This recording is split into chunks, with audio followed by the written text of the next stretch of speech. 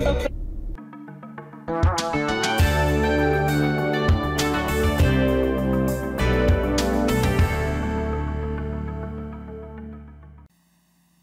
day to live. Papuri sa kataas-taasang Diyos na napakatibay at napakalakas at napakalaki ng pag-ibig, pagmamahal at paglingap sa iyo at sa akin. Sa Diyos ang kaluwalhatian, tayo ay manalangin. O Diyos, aming Ama, matingkad ang iyong pag-ibig at pagmamahal sa bawat isa sa amin. Kaya sa kapuspusan ng iyong kapangyarihan na nasa sa amin, ibinabalik namin sa iyo ang hangarin mong papuri at kaluwalhatian sa pangalan ni Jesus. At ang bawat isa ay nagsabi ng Amen. Ang Diyos po ay napakabuti. Sa Deuteronomy 29:29. Deuteronomy 29:29. The secret things belong unto the Lord our God. But those things which are revealed belong unto us and to our children forever, that we may do all the words of this law. Ang titulo ng ating pag-aaral dito sa ating Bible Study on the Air, Revelation Enlightens Us. Revelation enlighten us. At atin pong unawain that we may do all the words of this law, upang maisagawa natin ang lahat ng salita na nasa batas. Kaya kung atin pong unawain, ang atin pong pagkatuto sa batas, dahil ang batas po ay nagsisiwalat ng kasalanang nagagawa ng isang tao.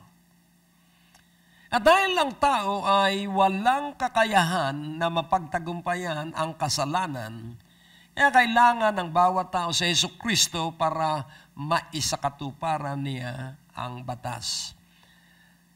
Huwag nating kalilimutan, hindi tayo maliligtas sa pamamagitan ng batas. Ang ating kaligtasan ay sa pamamagitan ni Jesucristo. Subalit, nais ko lamang maipakita sa bawat isa sa ating pag-aaral na ito na ang Diyos po ay Diyos ng mga hiwaga. At isinisiwalat po niya yung mga hiwagang yon na kanyang tinawag din the secret or the mysteries. The secret or the mysteries of the Lord our God. At may mga bagay na isinisiwalat siya. At itong mga bagay na ito ay para sa lahat ng kaniyang mga hinirang.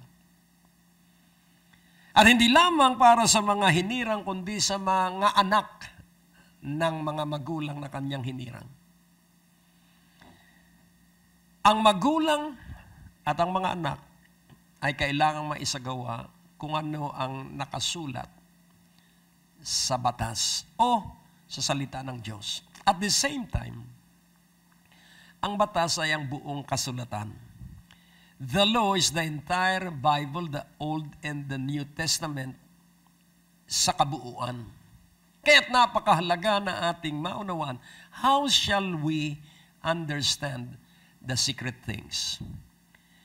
So, Revelation enlightens us.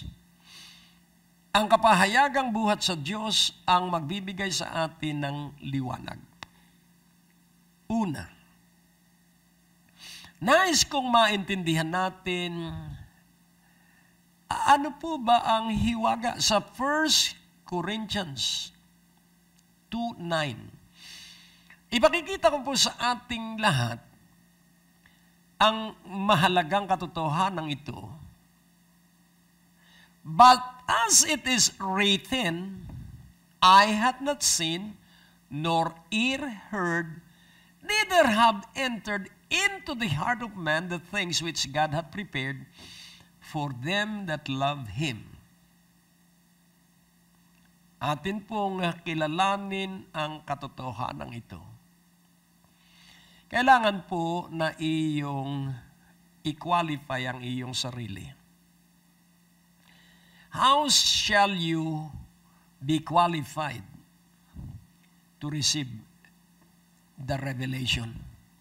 Paano ka makatatanggap ng karapatan na matanggap ang kapahayagan? Una, kailangang iniibig mo ang Diyos. The greatest commandment is to love God with all our heart, soul, mind, and strength. Kaya sa ating pag-aaral na ito, tanungin mo ang iyong sarili, iniibig mo ba ang Diyos? Dahil sa mga umiibig sa Diyos, may inihanda ang Diyos. Ano kaya itong inihandang ito ng Diyos?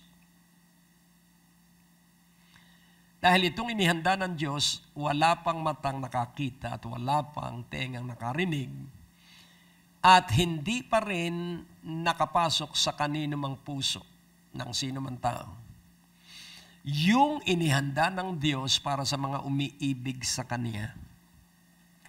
Kaya napakahalaga na ating maunawa at maintindihan.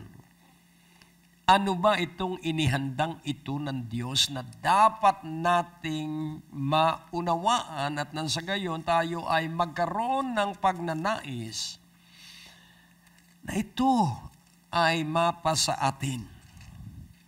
Kaya nga kung ating uunawain, napakaganda po ng ating Diyos at napakaganda po ng Kanyang balak sa iyo at sa akin. Ano nga ba itong inihandang ito? At sa Isaiah 52 verse 15, nating tingnan sandali kung ano itong inihandang ito.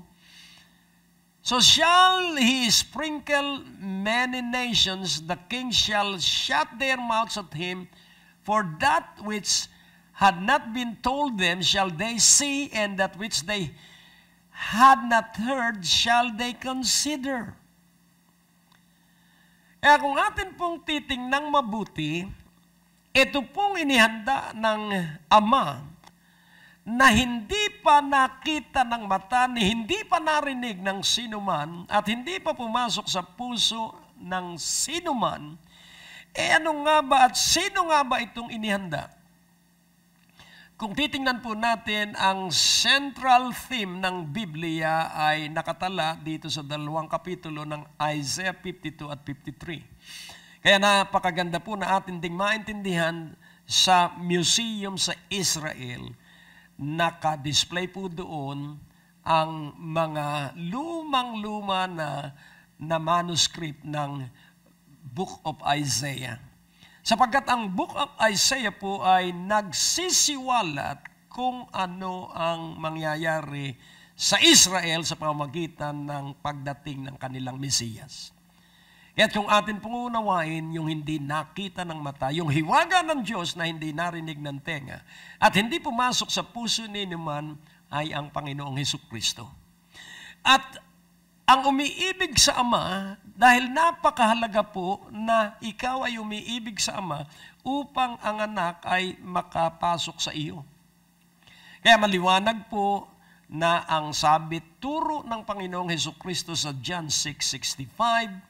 Ano po ang sabi ng Panginoong Hesukristo? Because Jesus Christ is that secret of God, His Father. And He said, therefore, said I unto you, that no man can come unto me except it were given unto him of my Father. So dito po ay maliwanag that the secret or the mystery is Jesus Christ. At nung panahong nasulat yun sa tala ni Isaiah, naghihintay sila ng pagdating ng Mesiyas. Dumating ang Mesiyas at tayo ang tumanggap sa Mesiyas. Nalagpasan sila ng pagdating ng Mesiyas at tayo ang hinihintay natin ay ang muling pagbabalik ng hari ng mga hari mula sa langit. Kaya ating unawain na napakahalaga na tayo ay lumakad sa buong katotohanan at hindi nagmamaang-maangan at nagdudunong-dunungan. Kailangan lumakad tayo sa karunungan at katotohanan. Kaya ating unawain itong lihim na ito at itong hiwagang ito dahil pumasok sa puso ko sa Jesucristo dahil inibig ako ng Diyos. Hindi ko maiibig ang Diyos malibang ako ay unang tumanggap ng kanyang pag-ibig. Sa 1 John 4:8. Napakahalaga po.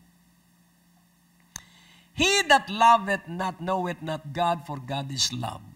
So napakaliwanag po. Ang hindi umiibig ay hindi niya makikilala ang Diyos sapagkat ang Diyos ay Diyos ng pag-ibig. Sa verse 19, we love Him because He first loved us. So hindi ko po maiibig ang Diyos kung hindi siya ang unang umibig sa akin. Kaya ako'y may pag-ibig dahil inibig ako ng Diyos. For God so loved the world that He gave His only begotten Son. May mga na-miss ka bang broadcast ni Pastor Greg? Huwag malungkot, maaari mo na itong balikan sa pamamagitan ng pag-log on sa www.greggorante.com. Doon sa ating website, i-click lamang ang mga video preachings na nais mong mapakinggan, English o Tagalog o anumang mga title na nais mong panoorin at 24 hours, 7 days a week, mapapakinggan at mapapanood mo si Pastor Greg. Naniniwala kami na sa pakikinig ng salita ng Diyos, nandoon ang paglago at pag-unlad ng inyong mga buhay at mararanasan ninyo ang biyaya ng ating Panginoon. So my ability to love God is because God first loved me. So napakaliwanag po, ang Diyos ang unang umibig sa atin. Ang Diyos ang unang umibig sa iyo. Ngayon, ating unawain, ang lihim na bagay ay para sa Diyos, ngunit ang nasiwalat ay para sa iyo at sa iyong pamilya. Kaya sa Jesucristo, nung masiwalat sa akin, ay ang buo kong pamilya ay tinanggap din sa Jesucristo dahil yun ay isiniwalat. Kaya't ating kilalaning mabuti, sino ba si Jesucristo? Sino si Jesucristong Mesiyas? Sino si Jesucristong tagapagligtas? Kaya kailangan ating maintindihan ang katotohanan. Sa John 6, verse 35. John 6, verse 35, and Jesus said unto them, I am the bread of life. He that cometh to me shall never hunger, and he that believeth on me shall never thirst. I-encircle mo po yung word na never. Pag sinabing never, hinding-hindi mangyayari. Ano yung hinding-hindi mangyayari? At ang sabi po dito, I am the bread of life. He that cometh to me shall never hunger. So, paano tayo hindi magugutom? Tayo ay pupunta kay Jesucristo. At bakit hindi tayo magugutom? Sapagkat si Jesucristo ang tinapay ng buhay. At ito po ay spiritual at ito po ay makapangyarihan at ang makikinabang po sa kapahayagang He is the bread of life, so we need revelation. At paano mo malalamang He is your bread of life? You must come to Him. And how shall you come to Him? Paano ka pupunta sa Kanya? Kaya napakahalaga po na ating maintindihan kung paano ang pagpunta sa Kanya. Sa Hebrews 11:6, Atin pong tingnan kung paano ang pagpunta sa Kanya. But without faith, it is impossible to please Him. But he that cometh to God must believe that He is, and that He is a rewarder of them that diligently seek Him. So, ang paglapit kay Hesus Kristo ay sa pamamagitan ng pananalig, at ang pananalig ay paniniwala kay Hesus Kristo, pagtitiwala kay Hesus Kristo, at pag-asang ganap at buong-buo kay Hesus Kristo. Kaya tayo ay pupunta sa Diyos na naniniwala at sumasampalataya na si Hesus Kristo ay Diyos, at siya bilang Diyos, kasama ang kanyang Ama, ay nagbibigay ng gantimpala sa lahat ng mahusay na hinahanap siya araw at gabi. Yan, napakahalaga na atin pong maintindihan. Ibalik natin sa John 6:35 upang ating maunawa ang kahalagahan ni Hesus Kristo as bread of life. And Jesus said unto them, I am the bread of life. He that cometh to me shall never hunger. And he that believeth on me shall never thirst. So ating pansinin po na dito, hindi magugutom at hindi mauuhaw. At dito'y makikita natin na ang pinag-uusapan dito ay ang espiritu ng tao. Ano po ba yung tinatawag na hungering and thirsting? Sa Matthew chapter 5, Matthew 5 verse 6. Blessed are they which do hunger and thirst after righteousness, for they shall be filled. Kung atin pong kikilalanin ang righteousness, ito po ay pagsampalataya at paniniwala kay Hesus Kristo. Kaya kailangan na ating kasabikan. Let us hunger and thirst after righteousness, and the righteousness of God is Jesus. Kaya kung tayo ay merong pagkagutom at pagkauhaw sa katwiran, at ang katwiran ng Diyos ay si Hesus Kristo, kaya tayo ay mapupuno ng katwiran ng Diyos at hindi tayo magugutom kailanman at hindi tayo mauuhaw magpakailanman. So ibalik natin ulit sa John 6:35. Napakahalaga po nito. And Jesus said unto them, I am the bread of life. He that cometh to me shall never hunger, and he that believeth on me shall never thirst. Pansinin po natin yung semicolon sa pagitan po ng tubig, at ng tinapay. Ating pansinin. And Jesus said unto them, I am the bread of life, colon. He that cometh to me shall never hunger, semicolon, and he that believeth on me shall never thirst. Ngayon natin pong unawain, para maibsan ang gutom spiritually, kailangan pumunta tayo kay Jesus. At para maibsan ang pagkauhaw, kailangan sumampalataya tayo kay Jesus. So, for us not to thirst, we must believe Him. For us not to be hungry, we must come to Him every day.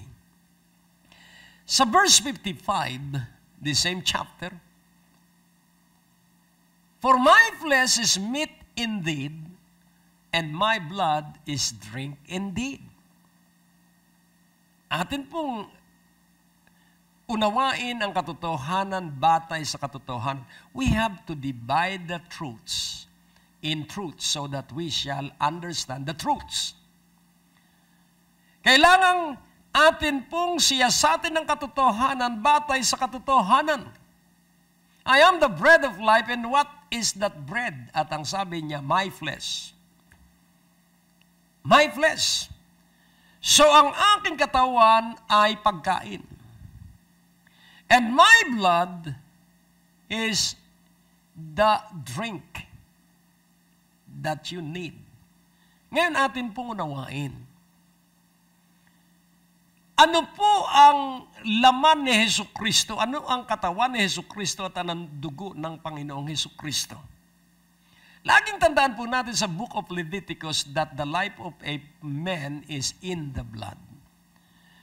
So my blood is my life, and my flesh is my word.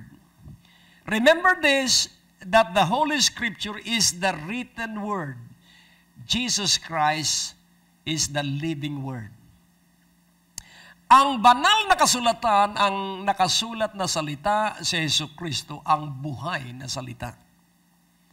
At ang flesh ay tumutukoy sa kanyang salita at ang blood ay tumutukoy sa kanyang buhay. At ang sabi niya sa pagtuturo, if you abide in me and my words abide in you, you can ask anything you wish and it shall be done unto you. So ang pagkain natin ay ang salita ng Diyos. At ang inumin natin ay ang buhay ng Panginoon. Kaya kung ating ipagpapatuloy, ang banal na Espiritu ay napakahalaga ng gawain sapagkat ang banal na Espiritu ang siyang magsisiwalat sa atin ng katotohanan at ang banal na Espiritu ang magdadala sa atin sa lahat-lahat. Kaya kung atin pungunawain, tayo ay may buhay na walang hanggan. Iurong natin ang isang talata, verse 54. Whoso eateth my flesh and drinketh my blood hath eternal life, and I will raise him up at the last day. Ang sino mang kumakain ng aking salita, at ang sino mang umiinom ng aking buhay, ang may buhay na walang hanggan. At sila ay ibabangon ko sa huling araw. Kailan po yung huling araw? At kung uunawain po natin yung last day, yun po yung panahon na kung saan ang Panginoong Hesukristo ay bababa. At ikaw at ako'y makakasama niya sa kanyang paghahari. Kaya nga, unawain nating mabuti, Revelation enlightens us. Sa Ephesians chapter 1 verse 17, that the God of our Lord Jesus Christ, the Father of glory, may give unto you the spirit of wisdom and revelation in the knowledge of Him. So, revelation is a spirit. The spirit of wisdom and revelation. And what will be the use of the spirit of wisdom and revelation? Or how shall you use wisdom and revelation? In the knowledge of Him. Para po makilala natin si Hesukristo. Kaya ang kabuuan ng ating buhay ay araw-araw na makilala natin si Hesukristo at kailangang umuunlad tayo at lumalago tayo, gumugulang tayo sa pagkakilala sa Panginoong Hesukristo. Sa verse 18, the eyes of your understanding being enlightened, that you may know what is the hope of His calling and what the riches of the glory of His inheritance in the saints. So pansinin po natin the spirit of wisdom and revelation. So mapupuna po natin na pinagliliwanag ang ating pangunawa. The eyes of your understanding being enlightened. So ito po ay progressive, yung being enlightened, ang ibig sabihin ito po ay patuloy. It is ongoing and in progress. Kaya tuloy-tuloy na tayo ay magliwanag sa pagkakilala at pangunawa sa Panginoong Hesukristo sapagkat siya ang ating pag-asa upang ang pagkatawag sa ating magampanan natin at ang mayamang karangalan ng kanyang pamana sa mga banal. So what is the inheritance that is in the saints? The glory of His inheritance in the saints. Yan, nais ko pong ipaunawa that Jesus Christ and the Holy Spirit is in us. So the power of God is in us. The power that is at work in all of us is the very presence of Jesus Himself and the Holy Spirit in us. Tayo po ay manalangin. O Diyos aming Ama, salamat po sa aming pagkatuto ng kaalaman tungkol po sa kapahayagan na magbibigay sa amin ng liwanag. Sa iyo po ang kaluwalhatian at tulungan mo na kami maging maalab na mabuhay sa mga naipahayag. Para po sa amin, sa aming mga anak at sa aming buong pamilya. Parangal at papuri sa banal mong pangalan sapagkat kami ay binigyan mo ng pagkaunawa at pagkakilala sa iyo, sa iyong anak na si Jesus. Sa kanyang pangalan kami ay dumalangin. Amen.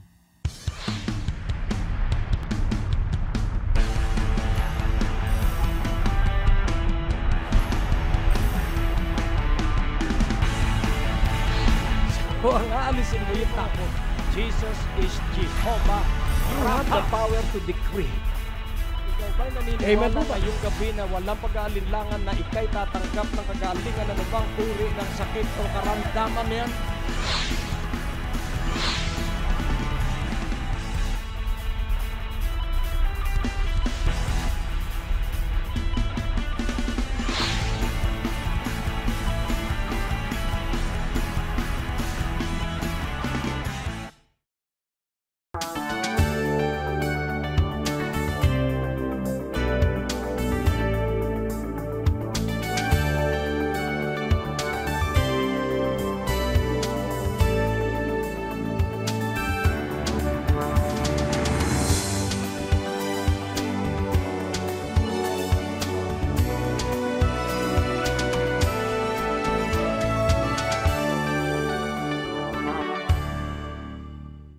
Mga kapatid at kapanalig na sumusubaybay sa programang ito, inaanyayahan po namin kayo sa darating na June 5, June 12, June 19 at June 26 para sa Night of Revival tuwing araw ng Biyernes at maranasan ninyo ang himala, pagpapala, pabor at biyaya ng ating Panginoon. Ito po ay magaganap sa Biyaya ng Diyos Christian Fellowship, 2nd floor, Medical Building, Ortigas Avenue, Green Hills, San Juan sa ganap na 6:30 ng gabi.